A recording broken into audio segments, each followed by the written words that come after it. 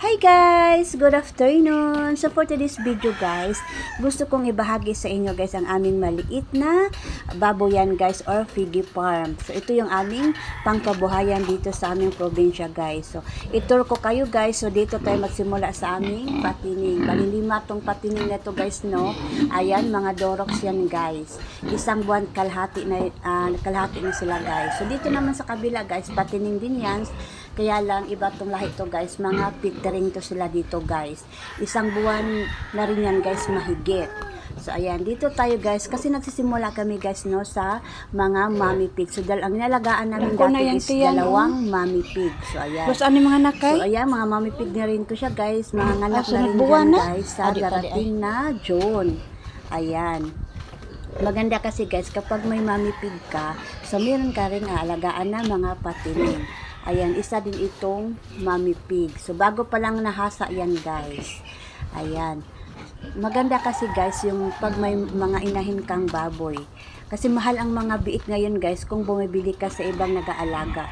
So, dahil hindi na namin kasya yung aming mga biik, so, nagdagdag ulit naman ako ng kurong or mga bahay ng ating baboy. Ayan. So, dito naman guys, bagong panganak naman yan guys, no? So, ito yung pinakaunang inaalagaan ko guys na mommy pig. So, ilang cycle na ba itong mommy pig na ito guys, no? So, matagal-tagal na rin siya guys, no? Kaya kunti na lang ang kanyang maanak. So, ngayon, 5 ng kanyang anak. So, ayan guys. Balinapakan kasi siya guys ang kanyang ina. Kaya parang bansot ang kanyang tubo guys, no? So, dito, nag-start, wala pa itong buwan guys, no? Mga patining din ito guys. Ayan. Mga patining.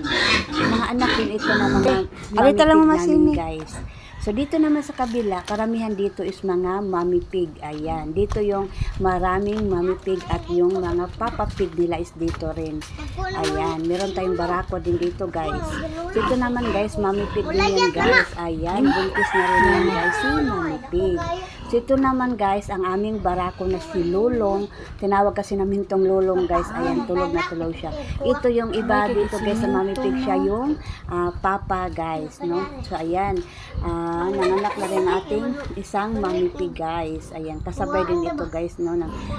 Nanganak din siya guys. Pero una lang yung nauna guys nanganak. So, ayan, buntis na rin guys yung isang mommy pig dyan guys. So dito guys, puro yan mga mommy pig yan guys. Bali 5 sila dito na mommy pig. So yung nasa una is bago pa lang ganun guys, dumaga. So gawin din namin mommy pig yan. So ayan, mga mommy pig to sila guys. Bagong hasa to sila dito guys, no? So ang iba nga dito guys, magsabay-sabay mga anak. Manam tiguang. So, ayan. Dito naman sa kabila guys. Ikaw magtanong kayo guys, alin ba ang magandang gawin natin pamigusyo. So, kung kunti pa lang kasi yung ating pera guys, tulad ko, nagsimula ako sa 2 mommy pig. So, yung mga anak nila, inalagaan na lang namin. So, mas maganda talaga unahin natin yung mayroon tayong mommy pig. Pero kung kapag may pera naman tayo guys, is maganda rin yung patining. Kasi yung mommy pig kasi guys, ayan, no? Buntis na rin ang mommy pig na yan guys, no? Kapag kunti lang kasi yung pera natin is mas ano tayo sa mommy pig kasi hindi naman masyadong mahal ang pagkain ng mga mommy pig kaysa patining. Kasi yung patining kasi kailangan mo talaga bunggahan niya ng pagkain or mga ano nila guys, mga feeds nila para maganda yung tubo nila is maano ka rin guys sa kanilang income. O, diba?